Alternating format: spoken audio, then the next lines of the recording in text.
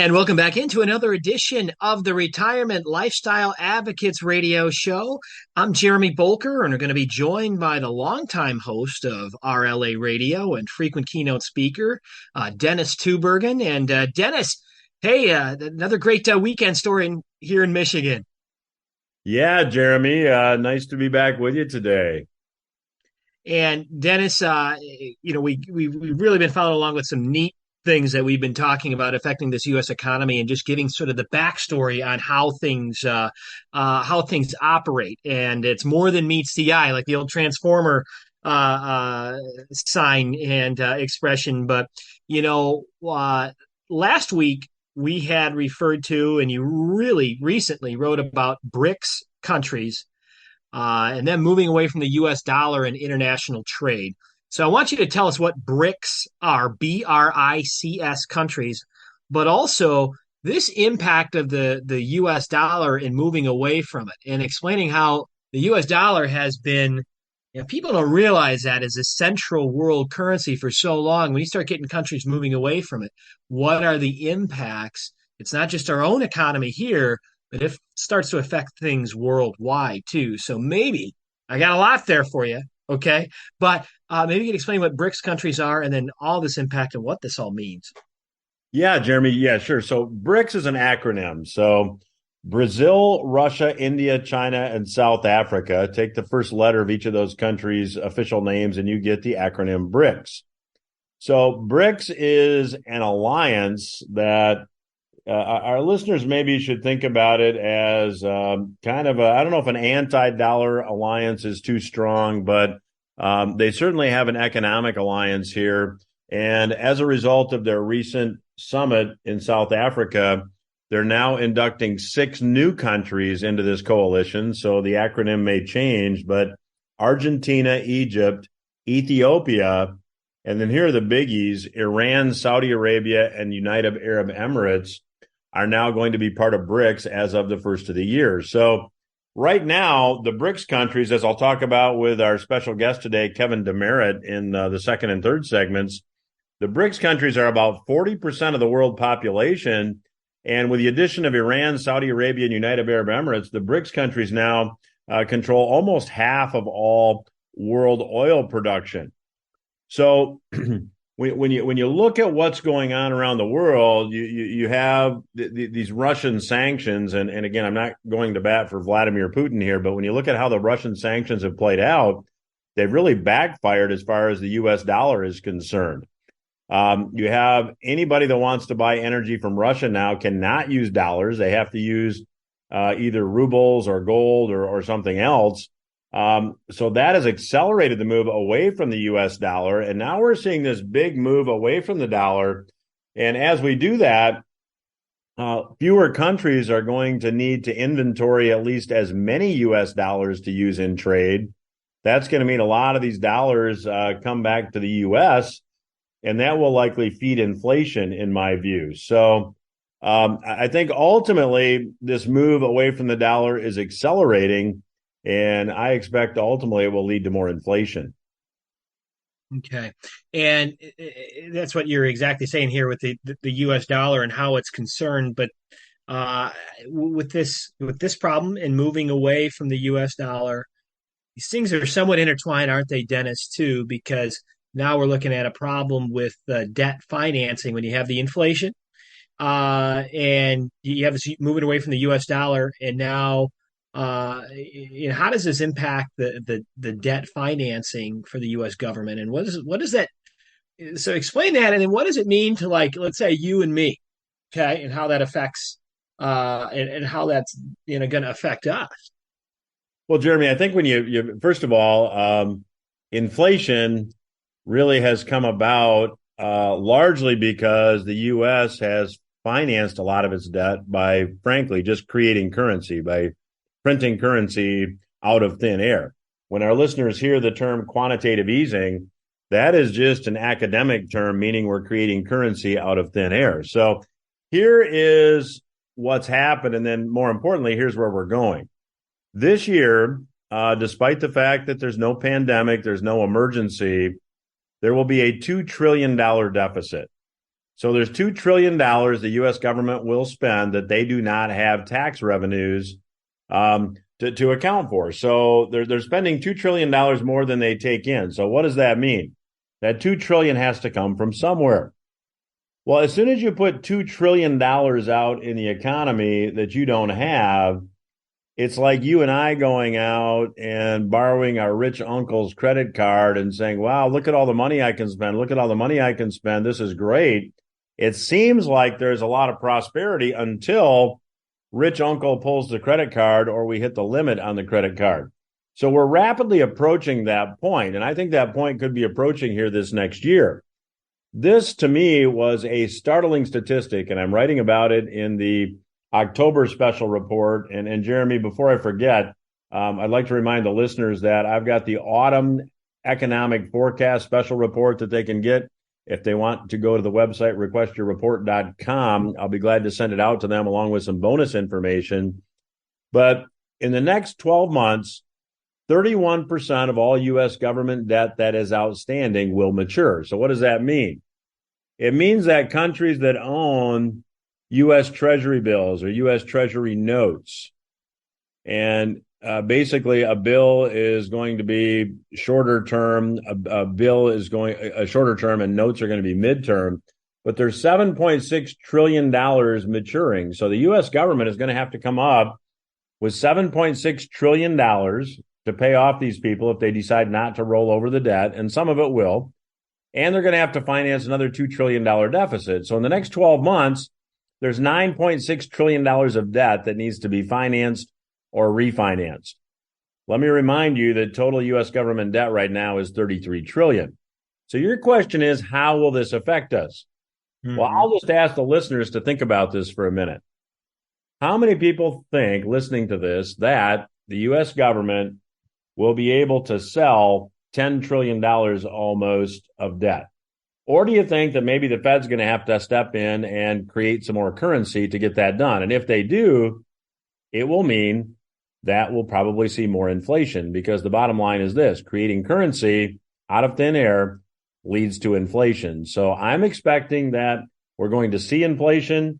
And if you look at the most recent consumer price index report, inflation is heating up again. And we've never gotten rid of inflation. I mean, prices haven't gone down. Just the rate of the increase has slowed a bit. But now I expect that's going to reaccelerate moving ahead. So I would advise people to take steps in their portfolio to add assets that will likely do well in an inflationary environment. And, Dennis, I almost equate it to people don't want to necessarily make changes because we had gone through some tougher periods here the last 12 to 18 months. A stock market and that too, and it's recovered some of those gains. So I would say it's pretty resilient. I think we like to think of ourselves as America as being very, resilient, even with these high interest rates. But it's not always the, entire story. So, what should we keep in mind? Because we've had these gains, but what should we be thinking about more than just a quick look at a statement? Well, that's a really good point, and it's a point that I think many people just don't understand, and it's hard to get your arms around. So when you look at the U.S. economy, third quarter economic growth is very robust. 5.9%, I think, is the growth in the economy in the third quarter. Now, how is growth in the economy measured? Well, it's investment in the economy, it's consumer spending, and it also includes government spending. So when the government spends money, it adds to gross domestic product, which is the measure of economic output. So we have about a $25 trillion economy. Well, when the government spends $2 trillion it doesn't have, which they will this year, $2 trillion of that $25 trillion is spending money on the rich uncle's credit card, like we just talked about. So if you were to balance the budget, GDP would be cut by $2 trillion or 8%. So the only reason we have a growing economy is because the government is spending money they don't have, which adds to gross domestic product. As soon as that rooster comes home to roost, as my grandfather used to say, you're going to see things change a lot because it creates some temporary prosperity, but all it does is make the long-term debt problem worse. So I think that ultimately, and then we're running out of time in this segment here, but I think ultimately what we're going to see short term is inflation in things that we buy and deflation in things that we own. And we can talk more about my forecast if you want in the last segment of today's program. But as we're ending this segment, Jeremy, I'd just like to remind the listeners that if they would like to get this month's special report, it's the Autumn Economic and Investing Forecast. You can get it by visiting requestyourreport.com. All you need to let me know is where you want that report mailed, and we'll send it to you at no cost and obligation. And we'll also send you a copy of the revenue sourcing book that contains a retirement planning strategy for the current economy. And we will also send you a copy of the Little Black Book on Social Security maximization. So to get all that stuff, it's requestyourreport.com, requestyourreport.com. We'll be back after these words. Welcome back to RLA Radio. I'm your host, Dennis Tuberg, and I have the pleasure today of welcoming to the program first-time guest, Mr. Kevin Demerit. He is the founder and president of Lear Capital. He's had Lear Capital since 1997. That is a household name. You've probably seen a lot of Lear Capital stuff on TV, and he is a frequent commentator on all things economic. And it's a pleasure to welcome him to the program. So, Kevin, welcome. Yeah, Dennis, great to be on the program for the first time. Look forward to it. Yeah, so Kevin, let's just start a little bit about you. Tell the listeners a bit about your background and what motivates you to do what it is that you do. Yeah, so, I got started in international banking right out of college.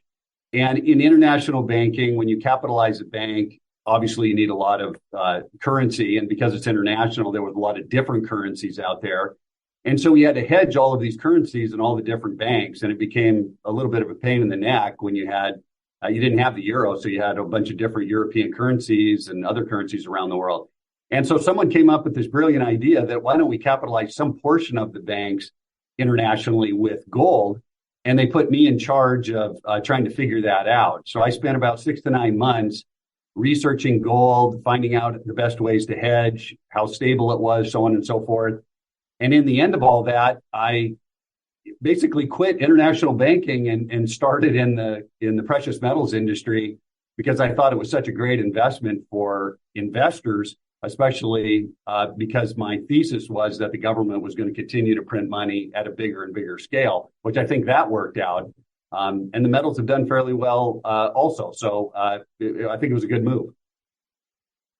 So, Kevin, give the listeners with your long background in the precious metals industry, with your expertise and the research you've done on government policy, how do you see this all playing out moving ahead? There's a crazy world out there, and that we've got what I would call an anti-dollar coalition with the BRICS countries that now just admitted Saudi Arabia, United Arab Emirates, and Iran.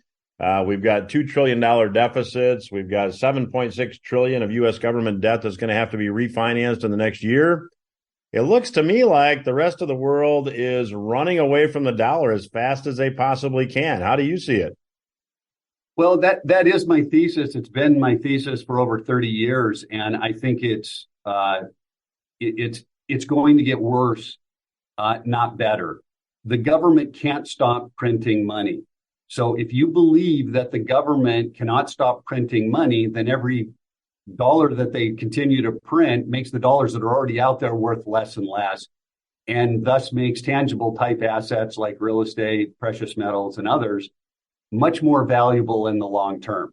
And you're absolutely right. The kind of money printing that the United States government has been doing over the course of the past, 15 years or so is so tremendous that you have countries that no longer want to use the US dollar as the international currency.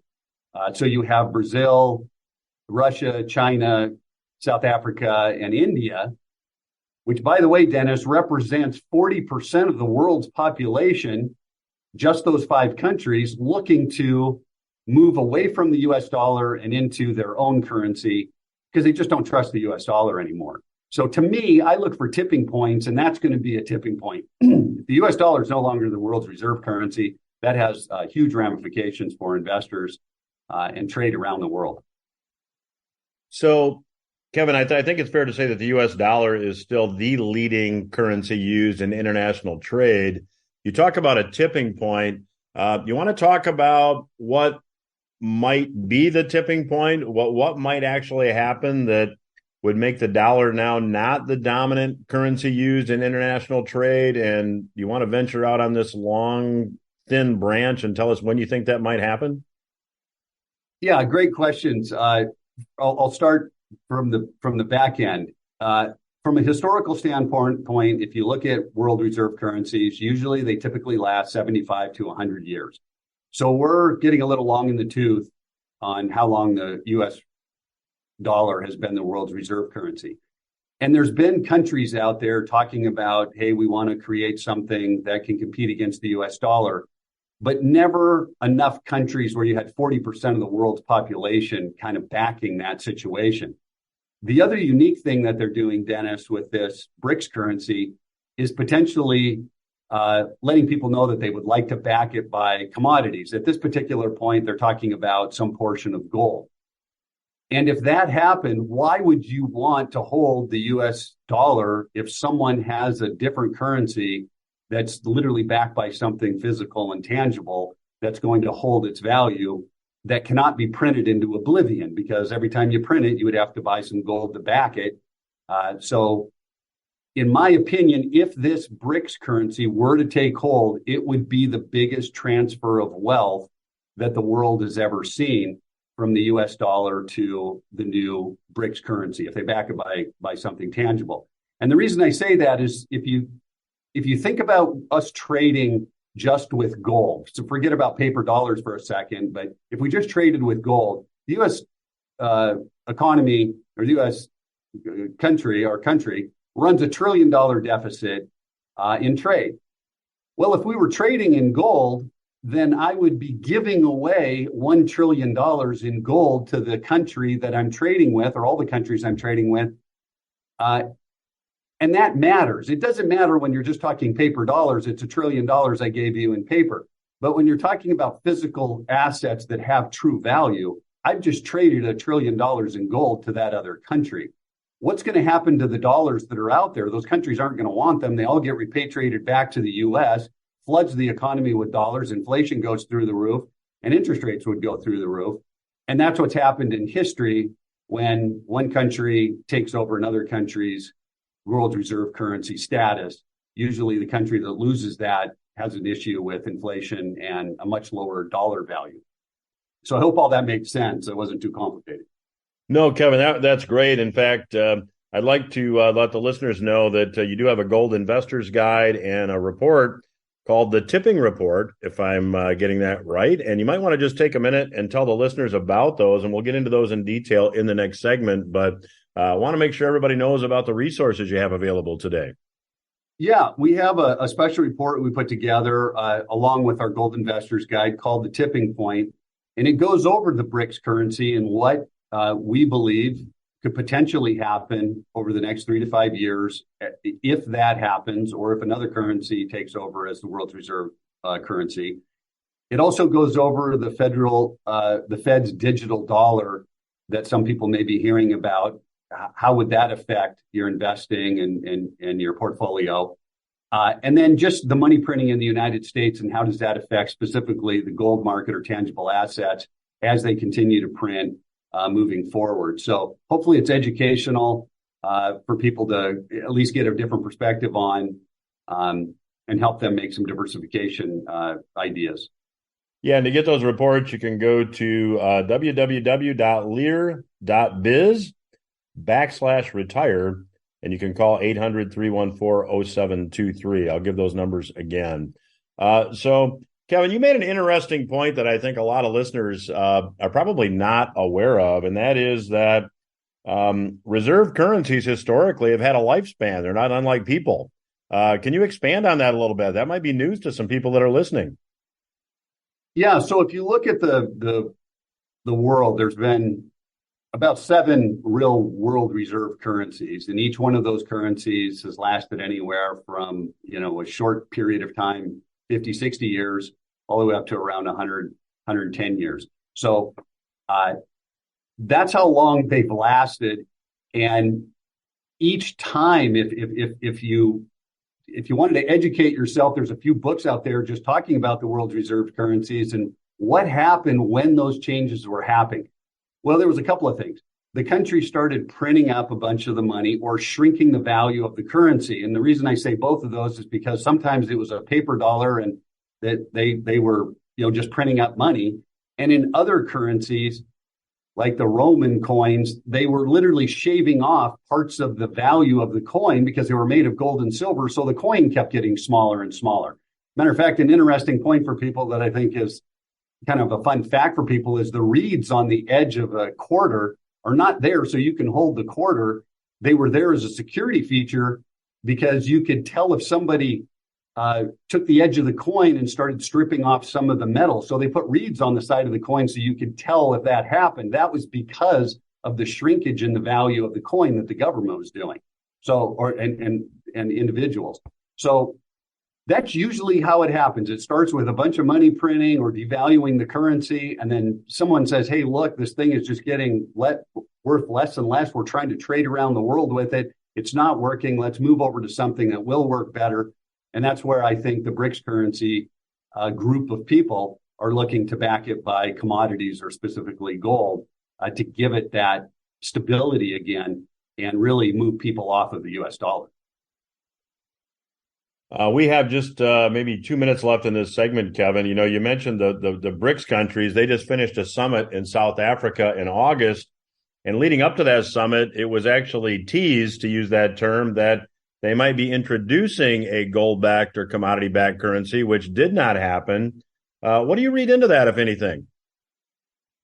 Well, I think it's, they just flew a kite out there, says, hey, look, how many people are going to be interested? And guess who pops out of the woodwork? Saudi Arabia, who's been our partner with the petrodollar for years and years and years, since 1974, actually. And, they're interested. So, hey, let's put some ideas out there. Let's see how many people are interested and then and see if we can put this thing together over the next few years. So that's really, to me, that's where I think their minds were. Interesting. Well, my guest today is Kevin Demerit. He is the founder and president of Lear Capital. He's offering the listeners a couple free resources today, the Tipping Point Report, as well as a free gold investor's guide. You can go to www.lear.biz/retire or call 800-314-0723 and request those reports. Those are absolutely free, and I'd encourage you to do that. I'll be back with Mr. Kevin Demerit when RLA Radio returns. Stay with us. I'm Dennis Tubergen. You're listening to RLA Radio. I have the pleasure of chatting today with the founder and president of Lear Capital, Mr. Kevin Demerit. If you're just tuning in, Kevin has been gracious enough to offer the listeners a couple of free reports today. The Tipping Point Report, as well as the Gold Investor's Guide. You can go to www.lear.biz/retire to request that report, or you can call 800-314-0723. And Kevin, I was a bit remiss in the first segment, so I apologize. You also have another bonus for listeners that might be interested. So why don't we talk about that so I make sure to remember it?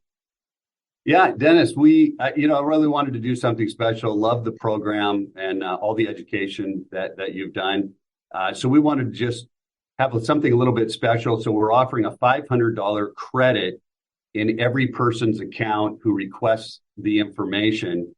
And they can use that $500 credit if they do business for any shipping and insurance to get the metal to their home, or they can use it for any fees for IRAs. So you can also place physical gold and silver in an IRA, and that $500 would cover your fees to get that IRA going. So we're going to include that in each person's account immediately when they request the information, and they can use it at any time.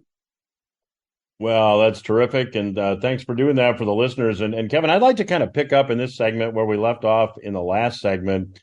We talked about the lifespan of a fiat currency, and historically speaking, fiat currencies have a 100% failure rate. And from my research, when these currencies fail, and you have to put a new currency in place, it seems like that currency is once again linked to gold, which has been really money for most of history. Do you see it playing out the same way this time? Yeah, I really do, because I think, the world is looking at the money printing as in total. China, Europe, uh, just about everywhere, Dennis, has overprinted. And so the value of currencies are just falling. We just seem to be the strongest out of the stuff that's out there. It's just horrible. I mean, Robert Kiyosaki just keeps calling it toilet paper, and I 100% agree with him. But when you really look at what the central banks are doing, Dennis, right now, they are purchasing more gold than they ever have in the past 50 years. So the last time they purchased as much gold as they did last year or continue to this year was in the beginning of the 70s, right before inflation. Price of gold went from around $125 an ounce to $850 an ounce. So it really tells me that even the world central bankers at this particular point, who purchased a quarter of all the mining supply of gold last year, are on the same page. They understand that the currency is getting worth less. So, hey, if I could print money in my garage like they can, with their printing presses and go buy physical assets, I would do it all day long too. But what's interesting is that they are not hedge funds. They are not day traders. When they purchase, they typically hold for 10, 15, 20 years at a time. So I don't know if that's the exact reason, if it's inflation or if it's concerns over the BRICS currency and a new reserve currency. But this is the first time in 50 years we've seen them buy this much gold. So I think, again, they're on the same page of something's happening with currencies and we want to get ahead of it. So along those lines, Kevin, give me your opinion as to what the real inflation rate is presently. We were chatting a bit before we actually started recording that the official measure of inflation, the consumer price index, has edged up again. Where do you see inflation realistically? Well, I think realistically, inflation's still up around 7 to 9%. It's just that the government continues to change the index almost on a yearly basis. So if you use the old index from 15 years ago, we'd be at 10 or 12%. I probably wouldn't agree with it because some things are getting less expensive and a deflationary. I mean, computers and things like that have gotten less expensive. So, but when you really look at food prices, for instance, since January of 2021, food prices are up 19%. Electric prices are up 23%. Well, the things I actually need are up 19 and 23%, yet the inflation rate's running at 3.7% today. It was 3.2% in July, rose to 3.7% today. Doesn't sound like a big increase, but it's a 15% increase, which is fairly large. And it's the fastest increase we've seen since inflation peaked at over 9% in June of 2022. So from every aspect, it just feels like inflation will continue at a much higher rate than the Fed's 2% rate. We're almost double that right now. So it's probably going to put a little bit of pressure on the Fed to do something, increase interest rates a little bit again, or what have you. Once inflation starts to go, it's just very hard to kind of put the genie back in the bottle.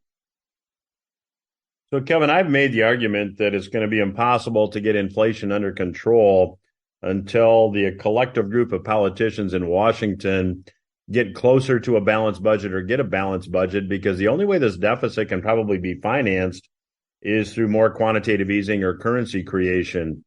What do you say about that? I 100% agree with you. I've always said there's only three ways out of this debt. Default, you print your way out of it with inflation, so you just eliminate the debt through, making it worthless, or you balance the budget. I never think they're going to balance the budget. I don't think they want to default. So inflation's the way to, decrease the value of the debt that's currently out there. But Dennis, I always give this example. This was given to me by a professor in college, and I just never forgot it. It's impossible for the government really to balance the budget or have, a budget that makes any sense because they can't stop printing money. It's an absolute mathematical impossibility. And this was the example he gave. So you and I are on an island, and pretend that island's a country, and you're the biggest banker on that island, and the whole island uses shells as money, and there's 10 shells in total, and somehow you as the banker got all 10 shells. And I, as a business person, walk in and say, Dennis, I've got the most incredible business idea in the world. Here it is. And you agree, and you give me the 10 shells that I need to start that business, and you're going to charge me 10% interest. Again, there's only 10 shells on the whole island.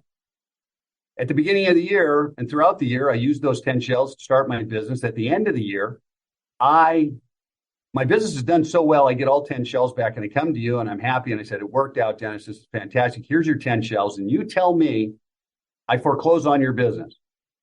Why? Because there isn't an 11th shell to pay the interest. You, as the banker, have to create that 10th shell or 11th shell so that I can pay my interest. And that's the way banking works.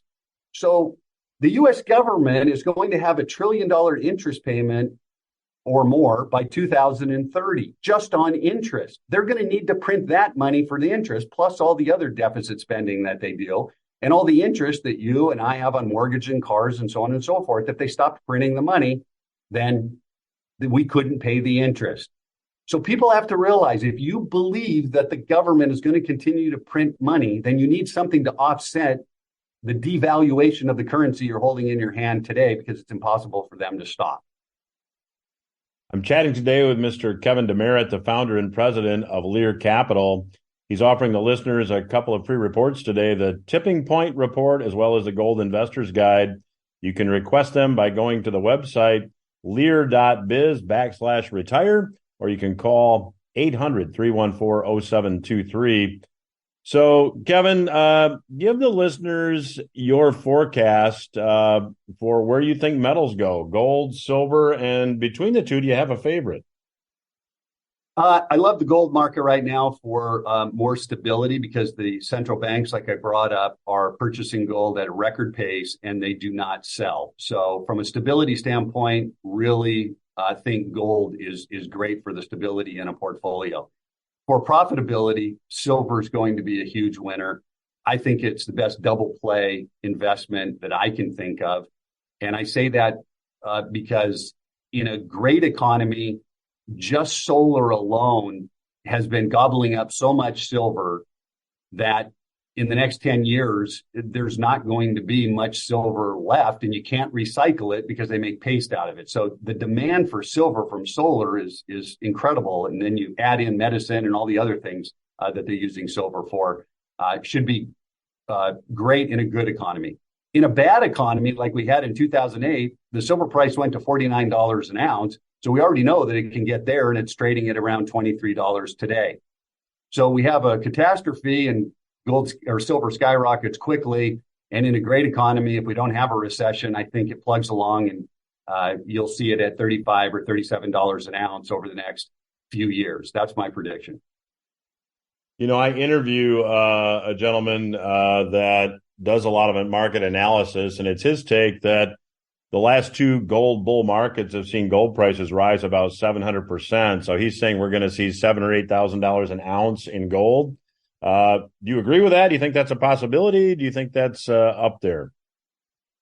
We have $3,500 an ounce in the next 2 to 3 years, based on central bank buying, inflation being a little bit higher. So we have it around that number. And so we have two analyses. Just if the economy does not go into recession, that's where we believe that it could potentially go. And about 5,000 is where we believe it could go in a recession similar to that we had with the dot-com crash or in 2008. So I've got about a minute and a half left in this segment. You brought up the R word, recession. It's my take that we may already be in a recession, and I tend to be optimistic. What's your take? Well, I think a recession is coming up. Personal debt near record levels, credit card debt at record levels, late payments on vehicles are climbing at a record pace. Consumers are starting to be tapped after all the free money from COVID and higher interest rates, higher inflation that we saw, again here today. I think it's going to make it much harder for consumers, and that usually is the breaking point for, the economy. So I 100% believe there's a recession coming. Well, the clock says we're going to have to leave it there. My guest today has been Mr. Kevin Demerit. He is the founder and president of Lear Capital.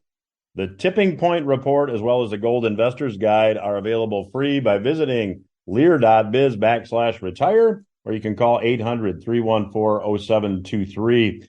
Kevin, always it's been a real pleasure to catch up with you here today, and I'd love to have you back down the road. I appreciate your perspective, and I know the listeners do too. So thank you for joining us.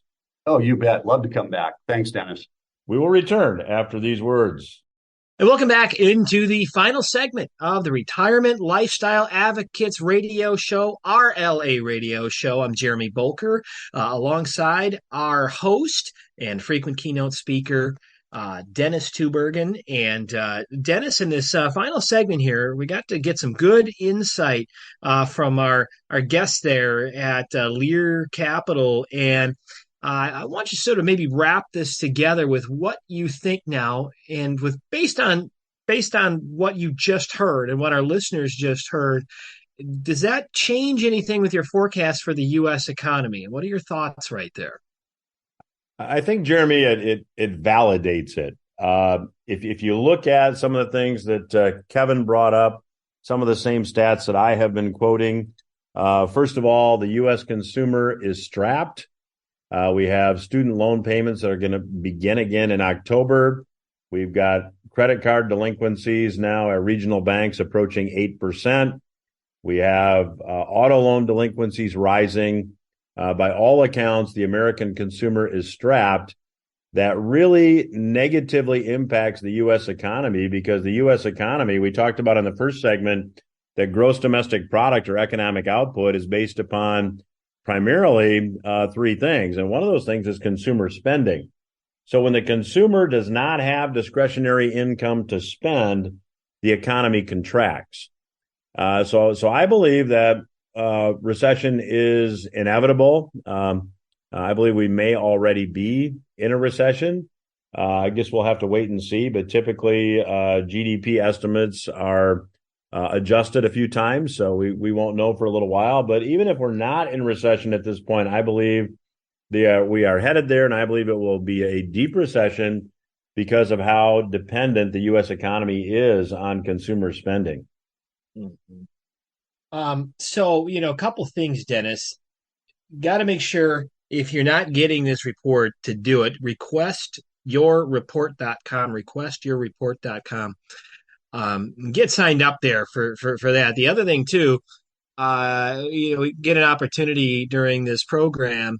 You get a lot of opportunities for books and reports, and all that stuff is housed right at retirementlifestyleadvocates.com. Again, retirementlifestyleadvocates.com, and check that out. I just want to make sure we got that in there, Dennis, as well as a lot of great information. So keeping that in mind, going back to what you were saying about the doom and gloom. Hey, it's not Halloween yet. What's with the Grim Reaper here? No, but anyway, I'd like to know your forecast for stocks. Well, Keeping that same thing in mind, how's that impact? Yeah, Jeremy, I think, first of all, don't shoot the messenger. I'm just calling it as I see them. So Yeah. I want people to be ready. But I look at stocks. I'll give you one measure of stocks that really has now become almost universally accepted as a good measure as to the valuation of stocks. This measure, or this metric, is called the Buffett indicator.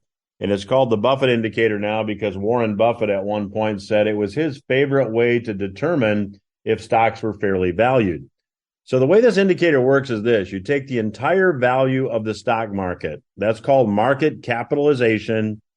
But you take every share of stock that exists, you take the value per share, you add it all together, and you get the total worth of the stock market. That's called market capitalization.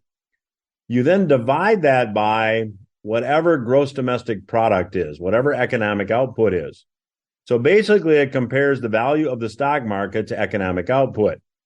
So if you think about it, it's pretty logical. First of all, it takes the devaluation of the dollar into account, because gross domestic product is measured in dollars, market capitalization is measured in dollars. So the dollar now becomes kind of insignificant to this metric, which I think is important as inflation kicks in. So you take total stock market value, divide by gross domestic product, and if stocks are low relative to economic output, then they're undervalued. If they're high relative to economic output, then they're overvalued, and a correction might be more likely. Well, at the end of 2021, stocks were about 220% of the economy. So at the end of 2021, I said we're very close, I believe, to a correction. Now, let me compare that to where stock valuations were using this indicator at the time of the financial crisis. At the time of the financial crisis back in 2007, 2008, it was about 110%. It was about half that. And before the tech stock bubble unwound, it was about 150%. Presently, that valuation indicator stands at 160%, the second highest ever, and higher valuations than we saw prior to the tech stock bubble unwinding. My forecast for stocks is that we probably have another 40 to 50% downside here at a minimum. More would not surprise me. So if you're approaching retirement, one thing to think about is, do you want to keep using those same accumulation strategies as you're now getting close to retirement? And you need to start thinking about distribution. And typically for many people, that answer is no. You need to really change gears and come up with a good distribution plan here.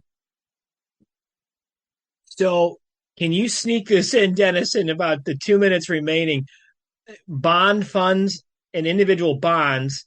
And then I wonder how this affects your gold and silver prediction here, too, then. Okay, a lot there. So bond funds I would avoid. I believe as interest rates go up, bond funds go down.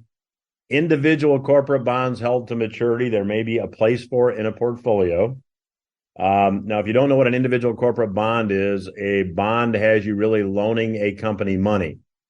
So if you loan a company money, all the assets of that company collateralize that loan, and that company pays you interest. So owning them individually can make sense in this environment, in my view. Owning a bond fund in this environment, I believe, could be a surefire way to lose money. As far as gold goes, as far as silver goes, I agree with Kevin Demerit, who I had on the program today.